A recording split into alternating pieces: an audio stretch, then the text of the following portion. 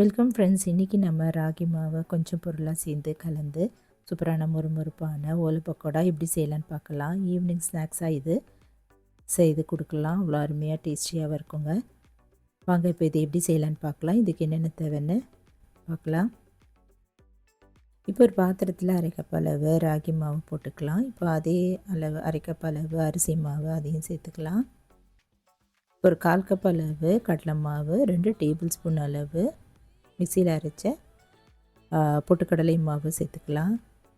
இப்போ ஒரு மிக்சியில் வந்து ஒரு 4-5 பூண்டு பல் கூடவே ஒரு டீஸ்பூன் அளவு மிளகாய்த்தூள் சேர்த்து அரைச்சிட்டு வடிகட்டிக்கலாம். இது டைரெக்டாக நம்ம இந்த மாவுலேயே வடிகட்டிக்கலாங்க.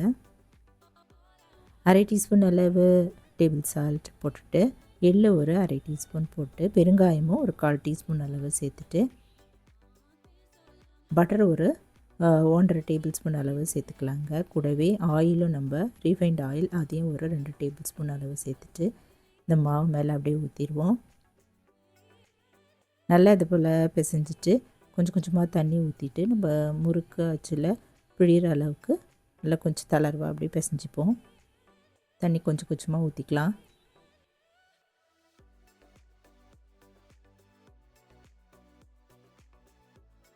இதில் கொஞ்சம் கொஞ்சமாக தண்ணி ஊற்றிட்டு நல்லா கொஞ்சம் இப்படி தளர்வாக பிசைஞ்சு எடுத்து வச்சுக்கலாம். இப்போது அடுப்பில் கொஞ்சம் கடாயில் ஆயில் ஊற்றி சுட வச்சிடலாம்.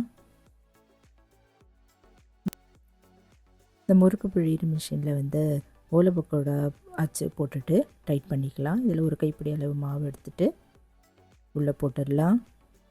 போட்டு அப்படி டைரெக்டாக எண்ணெயில் பிழிஞ்சிடலாம்.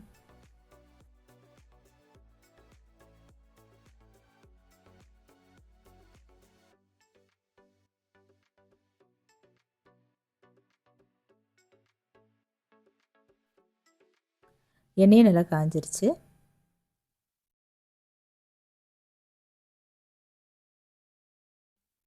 கொஞ்சம் கொஞ்சமாக போட்டு நம்ம ஃப்ரை பண்ணி எடுத்துருவோம். சூப்பரான மொறுமொறுப்பான ஓலை பக்கோடா ராகி மாவு வச்சு சூப்பராக செய்துட்டாங்க. அருமையான இந்த ராகி ஓலை பக்கோடா நீங்களும் ஒரு முறை ட்ரை பண்ணி பாருங்கள். டேஸ்ட்டாக சூப்பராக நல்லா இருந்ததுங்க.